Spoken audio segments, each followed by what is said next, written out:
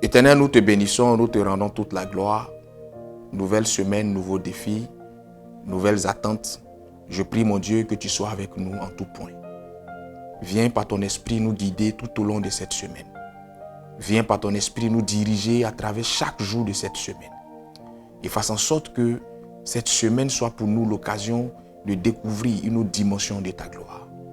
Là où le malheur et des choses ténébreuses nous attendaient pour cette semaine, je prie que ton esprit de force et de puissance vienne déblayer notre chemin. Et qu'au-delà de notre personne, ta protection soit manifestée sur nos familles et sur nos activités. Béni sois-tu parce que tu le fais. Au nom de Jésus que j'ai prié. Amen. Je vous salue tous dans le nom puissant de Jésus-Christ, très chers membres du temps des paroliers. Je prie que le Seigneur bénisse votre semaine et que Dieu fasse en sorte que cette première, ce lundi, soit un lundi béni pour vous et pour vos différentes familles. Bienvenue à notre dévotion matinale qui aura pour thème « Évite d'être une occasion de chute ». Marc le chapitre 9, verset 42. Jésus dit en substance « Gardez-vous d'être une occasion de chute pour un de ses petits-enfants ». Être une occasion de chute, ça veut dire quoi? Être une occasion de chute, c'est être un agent d'abandon de foi pour une autre personne.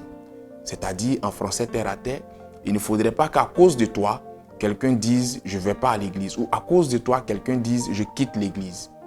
C'est l'un des plus grands péchés qu'un homme puisse se mettre sur la tête. Veillez à ce que votre attitude, veillez à ce que votre comportement ne soit pas une occasion de chute pour les autres.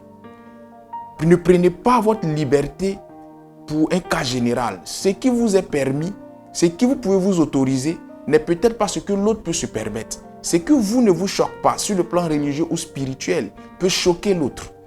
Donc prenez toujours la mesure de certaines choses avant d'agir. Il y a des chrétiens qui pensent qu'ils sont libres de tout faire. Ils peuvent tout se permettre. Et ça fait que vous devenez une occasion de chute pour les autres. Et souvent même votre comportement est une occasion de chute pour les autres. Parce que de loin les gens vous regardent. On vous voit aller à l'église matin, midi et soir. On vous voit toujours chanter des cantiques. Quand on va sur vos réseaux sociaux, ce sont des publications, des posts de messages chrétiens. Mais lorsqu'on vous approche, on a le sentiment qu'on a dépassé l'école de formation du diable et qu'on est tombé dans une école supérieure. Parce que ce que vous faites, le diable même ne fait pas ça. Ce que vous avez comme attitude, le diable même n'a pas ça. Même le démon le plus dangereux n'a pas ce comportement-là. Et ça fait que ça tourmente les autres. Ils se disent que mais si un chrétien se comporte comme ça, si celle-là même qui est chrétienne, elle agit comme ça, si celui-là même qui est chrétien, il agit comme ça, pourquoi on va aller à l'église? Voilà comment certaines personnes ne trouvent plus utile d'aller à l'église. Vous savez, évangéliser une personne n'est pas de lui dire « Jésus t'aime ». Évangéliser une personne n'est pas lui donner un prospectus. Évangéliser une personne de la meilleure des manières, c'est faire voir Christ à travers votre comportement au quotidien. Vous ne pouvez pas dire « Jésus, Jésus, Jésus » matin, midi, soir. Chaque jour, c'est dans votre maison, on prie comme si on était à la mosquée parce que vous criez au point de déranger les autres.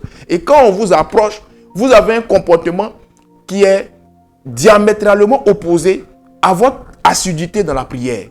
Si vous priez tous les jours, ayez un bon comportement. Si vous avez des publications qui parlent de Dieu tous les jours, ayez un bon comportement.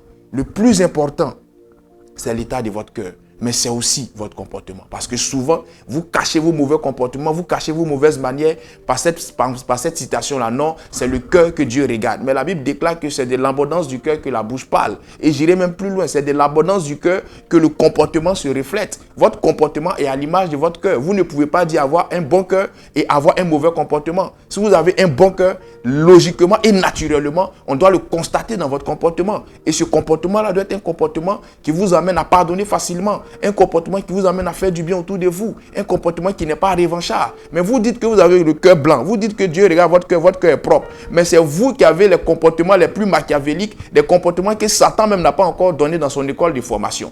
Que Dieu vous délivre. Le plus important, c'est d'avoir une attitude qui ne soit pas une occasion de chute pour les autres. Que le Seigneur vous donne la bonne compréhension des choses et que sa grâce soit sur vous. Dieu est bon en tout temps. Shalom chez vous.